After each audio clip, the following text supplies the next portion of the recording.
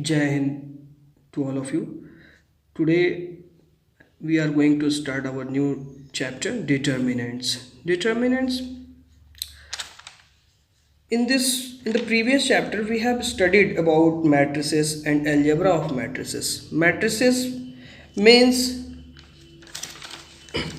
a matrices is an ordered rectangular array of number or functions, and the number of functions are called the elements or the entries. Okay, you have studied these things in previous chapter. And algebra of matrices like as addition of matrices, subtraction of matrices, and multiplication of matrices. And we have also learned that the system of algebraic equation can be expressed in the form of matrices. This means a system of linear equation like a1x plus b1y is equals to c1 and a2x plus b2y is equals to c2. Then you can represent this linear equation in two variable in such a manner: a is equals to a1 b1, a2 b2, b is equals to x and y, and sorry, x is equals to, let us suppose x is equals to x and y, and b is equals to c1 c2. This can be written as ax is equals to b. This is the matrix representation of these two linear equation in two variable. You have also studied these things in earlier class, that means class 10th, pair of linear equation in two variable. I hope all of you remember all the three conditions when these two lines, this is a equation of a straight line, okay, and this one is also, that means pair of straight lines. And you have also remember that the thing ki these two lines are intersecting, then what is the condition? These two lines are parallel at which condition, and these two lines are overlapping to each other at which condition? In this first condition you have learned ki these two lines are intersecting when, if and only when, the coefficient of x in both the side, both the equation equal the ratio of y, b1 by b2. Okay, does not equals to a1 by a2 is not equals to b1 by b2. This is the condition when these two lines are intersecting at each other at a point, and this point is known as a solution point. After that you have to able find the value of x and y, that means the coordinate of this point P. And if these two lines are parallel, then the condition is a1 by a2 is equals to b1 by b2 but not equals to c1 by c2. And this is the condition of a1 by a2 is equals to b1 by b2 is equals to c1 by c2 of overlapping line, that means coinciding line या collinear line. ठीक है, collinearity का भी condition यही होता था, जब 3 points collinear होते थे तो हमको इसको प्रूव करना होता था. अब यहाँ पे हम लोग देख सकते हैं कि ये कंडीशंस हमने क्लास 10 में पढ़ रखी है, इसका एप्लीकेशन हमको यहाँ पे भी पढ़ना है. इसी चीज़ को हम मैट्रिक्स या डिटर्मिनेंट के फॉर्म में किस तरीके से सॉल्व कर सकते हैं. पहले इस लीनियर इक्वेशन को हम लोगों ने इस फॉर्म में रिप्रेजेंट कर लिया. अब इसके बाद अब हम इसका यूनिकनेस चेक करेंगे कि ये मैट्रिक्स मेथड से इसको सॉल्व किया जा सकता है या भी नहीं. ये केवल दो वेरिएबल का लीनियर इक्वेशन है, अगर इस वेरिएबल को बढ़ाया जाए तो क्या इसके हेल्प से हम इसको सॉल्व कर सकते हैं कि नहीं.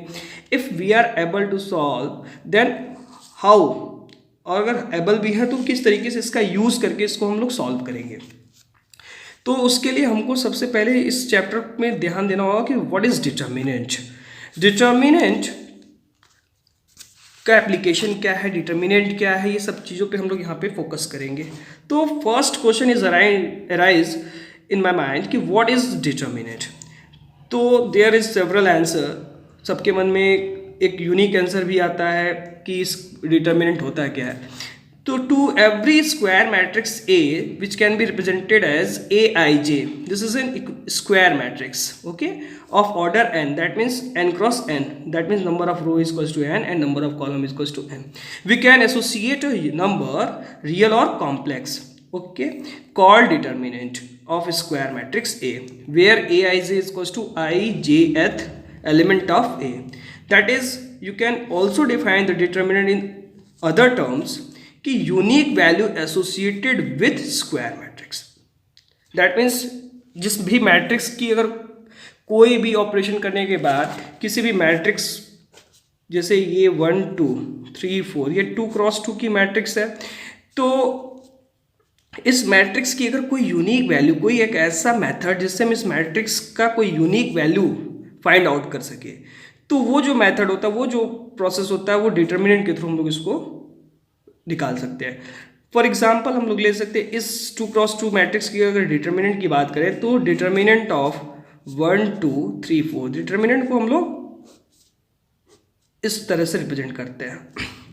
अब इस डिटर्मिनेंट की वैल्यू फाइंड आउट करनी होगी, तो हमको पता है मैट्रिक्स में ये मेन डायगोनल होता है और ये उसका अपोजिट डायगोनल होता है. तो जो मेन डायगोनल के एलिमेंट का मल्टीप्लाई कर लेते हैं, उसमें से हम लोग क्या कर लेते हैं, इसका इसके साथ मल्टीप्लाई करने के बाद सब्ट्रैक्ट कर देंगे इसके साथ. 2 3 6, we will get 4 - 6 equals to -2. तो ये जो वैल्यू आई, ये जो वैल्यू होती है, ये इस डिटर्मिनेंट की वैल्यू है.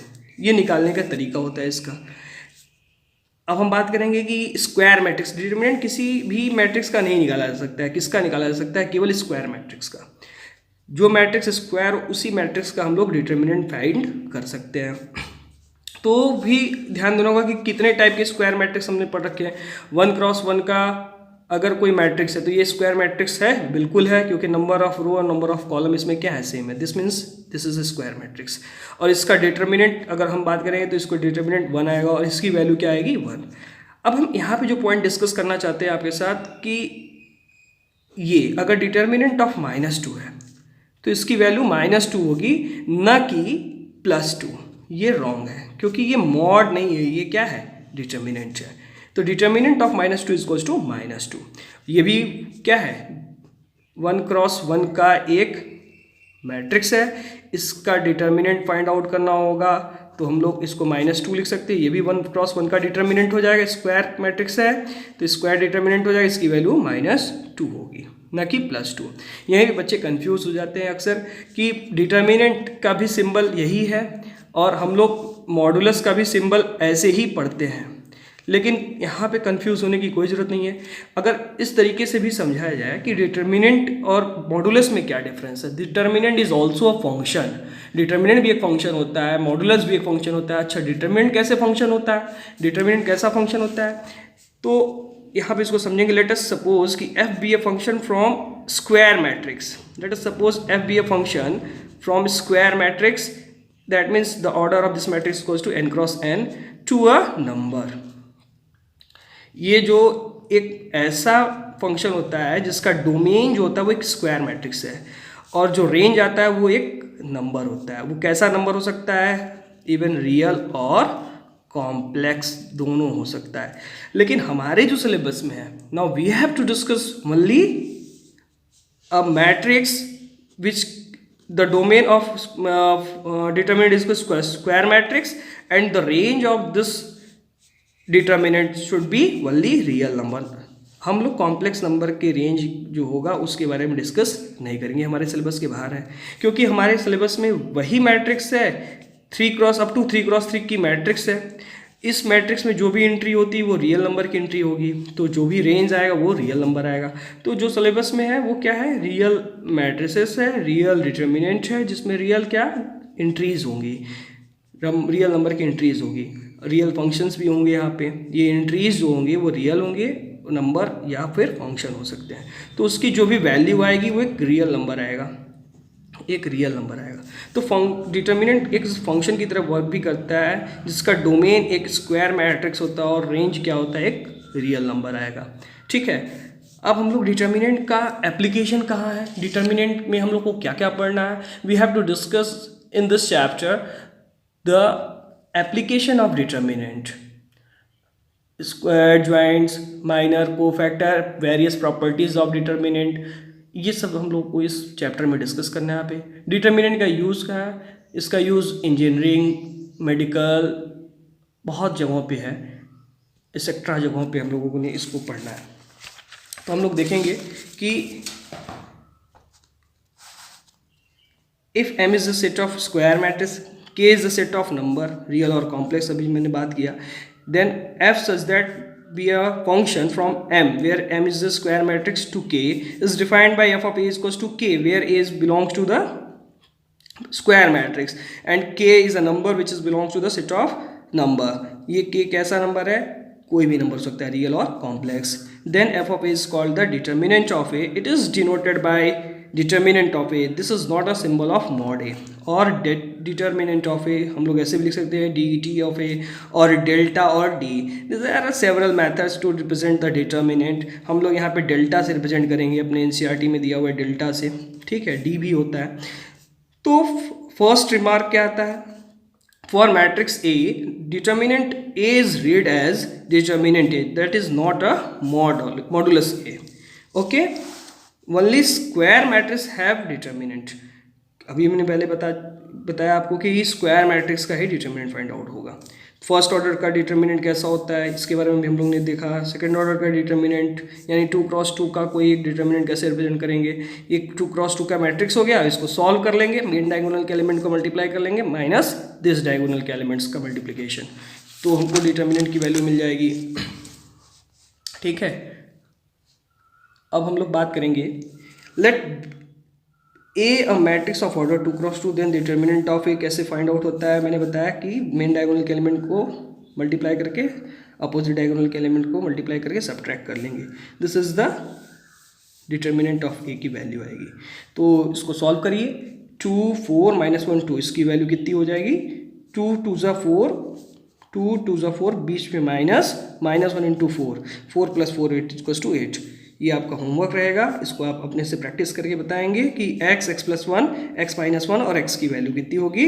तो इसको जब हम सॉल्व करेंगे तो इसका आंसर आएगा 1, ठीक है, क्योंकि x² माइनस इसका मल्टीप्लाई कर लेंगे x² -1, तो x² माइनस x² कैंसिल हो जाएगा, बचेगा क्या पे +1 बचेगा, तो इसकी वैल्यू कितनी हो जाएगी, 1 आ जाएगी।